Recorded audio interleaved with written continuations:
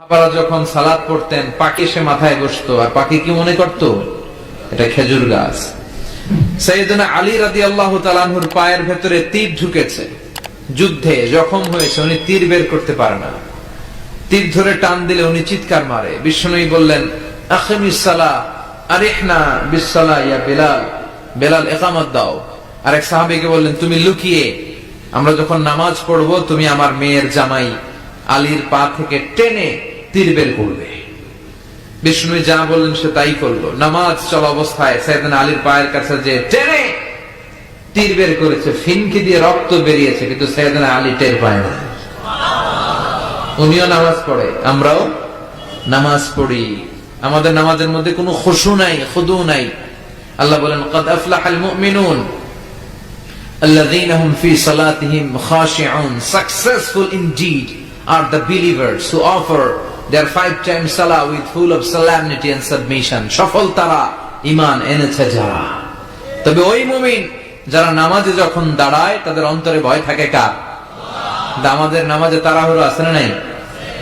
অনেকে দেখবেন যে রুকু থেকে সোজা হয়ে দাঁড়ানো এটা ওয়াজিব, অনেকে রুকু থেকে কোন রকম মাথা তুলে সিজদায় দৌড় মারে। দুই সিজদার মাঝখানে ধীরস্থির ভাবে বসা ওয়াজিব, অনেকে একটা সিজদা দিয়ে কোন রকম মাথা তুলে আরেক সিজদায় দৌড় মারে। আছে না নাই? টেকনাফে বোধহয় এগুলো নাই, আছে? এগুলো করা যাবে। ধীরস্থির ভাবে বিশ্বনবী সালাত পড়তে বলেছেন। এমনকি একামত দিয়েছে, জামাত শুরু হয়েছে, ওই জামাত ধরার জন্য দৌড়িয়ে যে নামাজ পড়া যাবে।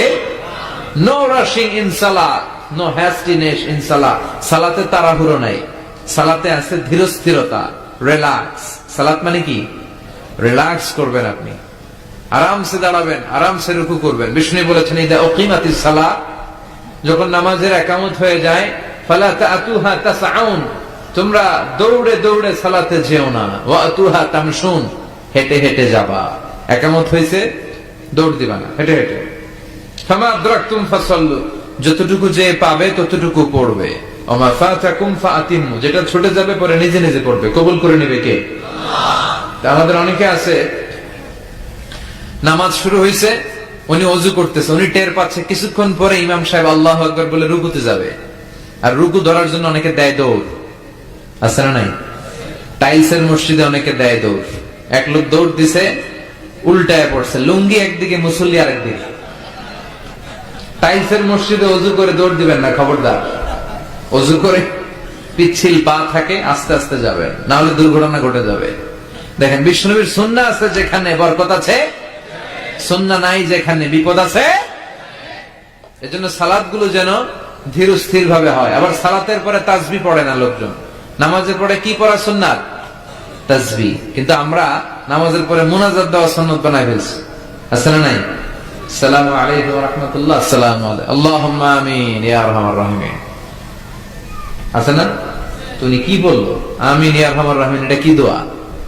দোয়া করা সুন্নাহ, হাত তুলেও করতে পারেন, হাত তোলা ছাড়াও করতে পারেন, এটা জায়েজ আছে।